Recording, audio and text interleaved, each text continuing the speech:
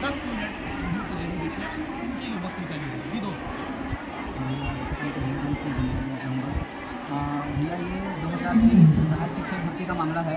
हम लोग 2023 की सहायक शिक्षक भर्ती के डीएलएड वाले रेटिंग वाले अभ्यर्थी हैं। उसमें सुप्रीम कोर्ट और हाई कोर्ट के आदेश से 2615 बीएड वालों को बाहर किया गया और उसकी जगह में डीएलएड वालों को देना है बोल के सख्त निर्देश था कोर्ट का। बिल्कुल, तो इस एपिसोड को हम लोगों ने बहुत अच्छे से कवर किया था। बीएड वालों को उनको भी दिलाई, तो प्रयोगशाला परिचालक बने जी, उनको प्रयोगशाला में समायोजन कर दिया गया। अब वो 2615 जगह खाली था, तो उसमें बीएड वालों को बुलाया गया।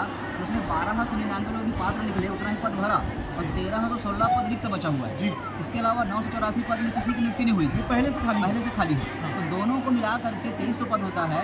उस 2300 पद को भरने के लिए सुप्रीम कोर्ट और हाई कोर्ट का सख्त निर्देश है। हाँ, तो विभाग ने बिल्कुल उसका पालन नहीं किया। तो फिर हम लोग वापस हाई कोर्ट गए और अभी 26 सितंबर को फिर आदेश आया है कोर्ट का कि 2 महीने के अंदर इसको पूरा कीजिए करके। वो 2 महीने का टाइम 26 नवंबर को ही पूरा हो चुका। इसके बाद भी हमको कोई मतलब काम होता हुआ नज़र नहीं आया। तो फिर हम सभी नेता, सभी विधायक, पूरा 90 विधायक, 11 सांसद के पास हम लोग गए, विनती किए, विभाग भी गए। तो उनको यही आश्वासन मिला कि हाँ देखेंगे, करेंगे, होगा।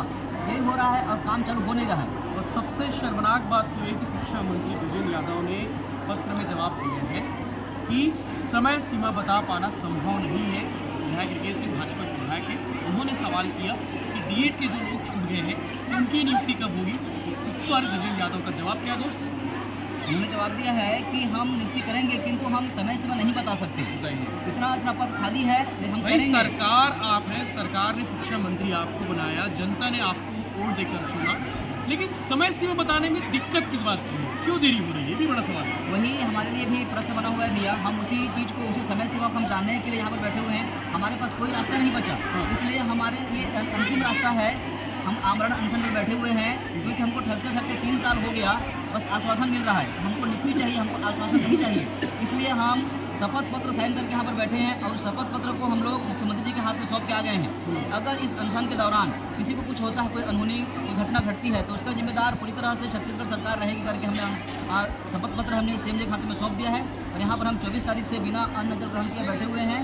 हमको, हमारे पास 2 ही रास्ता है, या तो हमको यहाँ से नियुक्ति मिलेगी या तो हमारी मृत्यु होगी। तीसरा हमारे पास कोई रास्ता नहीं है। नियुक्ति या मृत्यु, सोचिए कितनी बड़ी बात है। नियुक्ति या मृत्यु, नियुक्ति दे दो तो उनकी मौत हो जाएगी, ऐसे इनका कहना है। क्योंकि 5 मिनट का अस्पताल में 10 मिनट बता रहे हैं per day 10-12 per day hospitalise हो रहे हैं। फिर भी अभी तक सरकार की तरफ से कोई भी प्रतिनिधि यहाँ पर हमारी खबर लेने के नहीं आया है। तो मैं सरकार से हाथ जोड़ करके विनती करता हूँ कि हमारी गुहार को सुन ले, कोर्ट के आदेश का पालन करे, संविधान का पालन करे और हमको जो अधिकार है वो अधिकार हमको दे दे। बिल्कुल पूरा धरना स्थल है और आप लोग आमरण अनशन नहीं, कुछ भी खाने पीने की कोशिश करें? बिल्कुल नहीं, बिल्कुल जल अन्न कुछ भी हम लोग नहीं खा रहे हैं। हम लोग 24 तारीख से हम लोग अन्न जल त्याग करके बैठे हुए हैं और हम राह देख रहे हैं कि कब हमारी सरकार हमारी गुहार को सुनेगी, क्योंकि सारे रास्ते बंद हो चुके हैं, तभी हमें रास्ता अपनाते हैं भैया। सोचिए जब घर का बच्चा दिन का एक टाइम खाना ना खाए तो माँ कितनी विचलित हो जाती है। और ये 24 दिसंबर से बिना खाना खाए, बिना कुछ पिए विचलित हुए, तो परिवार वाले क्या सोच रहे हैं, घर वाले क्या बोलते हैं? घर वाले तो बोलते हैं कि कब तक आप अनशन करते रहो। तो मैं बोल के आया हूँ कि मैं नौकरी लेकर के आऊँगा, या तो मेरी जान जाएगी या तो नौकरी मिलेगी मुझे। इस तरह से मैं घर में बोल करके आया हूँ और जब तक मुझे नहीं मिलेगी नौकरी, मैं यहाँ से जाने वाला नहीं हूँ। मैं सरकार से हाथ जोड़ करके बार बार विनती करता हूँ कि हमारी गुहार को सुन ले, हमारा जो संविधान है संविधान का पालन करे, कोर्ट के आदेश का पालन करे और हमारा जो हक है हमको दे दे। आप कहाँ से हो? मैं महासमुंद से आया हूँ। महासमुंद से आया हूँ। आप जी। क्या कोई काम भी करते हैं? अभी अब बेरोजगार हैं भैया, मेहनत मजदूरी करके घर चलाते हैं। मेरे पिताजी की उम्र हो गई है, वो भी अभी मेहनत मजदूरी करते हैं और ऐसे मजदूरी करके हम काम चला रहे हैं। मेरा भी ये सपना है कि मैं कुछ शिक्षक बन जाऊँ तो मेरे पिताजी को कम से कम राहत मिले, थोड़ा आराम दूँ करके उनको। सरकारी नौकरी का जो सपना है जी। और आप सपने के करीब हो लेकिन अड़चन है। जी भैया, हमारे सब क्वालिफाइड है यहाँ पर, सब टेट पास है, डीएलएड हैं, सबके मेरिट में नाम है।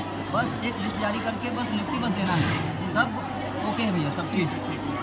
कहाँ अटका है वैसे मामला? कौन सेक्रेटरी का नाम बता रहे हैं आप? जी भैया, जो संचालक महोदय हैं, संचालक महोदय जी ने लेटर लिखा है शिक्षा सचिव जी को कि 6वें चरण की भर्ती प्रक्रिया चालू करें करके। तो वहाँ से डायरेक्टर ने लिख दिया है, डायरेक्टर ने लिख दिया है। तो शिक्षा सचिव जी के पास ये लेटर अटका हुआ है, वहाँ से अनुमति नहीं मिल रहा है अब तक। मतलब सोचिए मंत्री भी चाह रहे हैं, विधायक भी चाह रहे हैं, लेकिन सेक्रेटरी साहब भी चाह रहे हैं। जी, हमको तो यही लगता है सर। ठीक है। शिक्षा सचिव जी के पास हमारा जो मामला अटका हुआ है, और मैं उनसे भी विनती करता हूँ कि हमारी गुहार को सुन ले और जल्द से जल्द कोर्ट के आदेश का पालन करें और हमको हमारा जो अधिकार हमको दे दें।